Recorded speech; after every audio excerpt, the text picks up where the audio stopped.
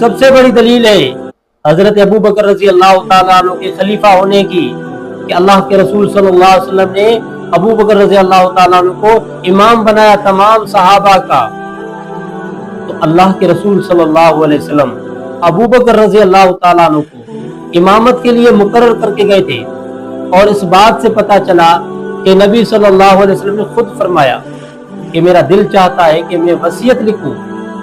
ابو بکر رضی اللہ تعالیٰ عنہ کو خلیفہ بنانے کی، کہیں ایسا نہ ہو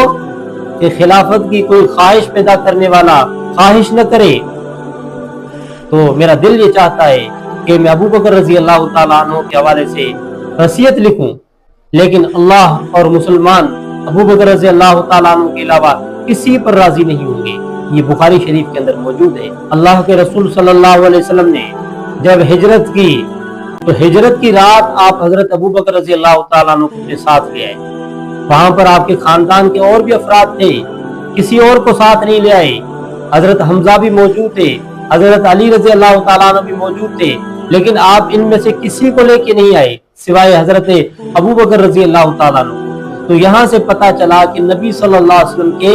اول ساتھی حضرت ابو بکر رضی اللہ تعالیٰ عنہ، اور اس لیے نبی صلی اللہ علیہ وسلم نے ابو بکر رضی اللہ تعالیٰ عنہ کو امامت کے لیے مقرر کیا۔ اور یہ بہت ہی بڑی دلیل ہے بخاری شریف کے اندر کہ نبی صلی اللہ علیہ وسلم کے پاس ایک عورت آئی اور کسی کام کے حوالے سے اللہ کے رسول صلی اللہ علیہ وسلم فرمایا آپ بعد میں آ جانا۔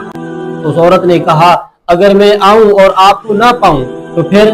تو نبی صلی اللہ علیہ وسلم فرمایا آپ ابو بکر رضی اللہ تعالیٰ عنہ کے پاس چلی جانا۔ تو یہاں پر حضرت نبی صلی اللہ علیہ وسلم ابو بکر رضی اللہ تعالیٰ عنہ کے پاس کیوں بھیج رہے اس عورت کو،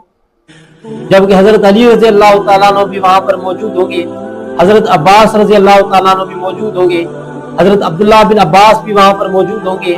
حضرت زبیر رضی اللہ تعالیٰ عنہ بھی وہاں پر موجود ہوں گے۔ اس کے باوجود اور بھی تو تھے،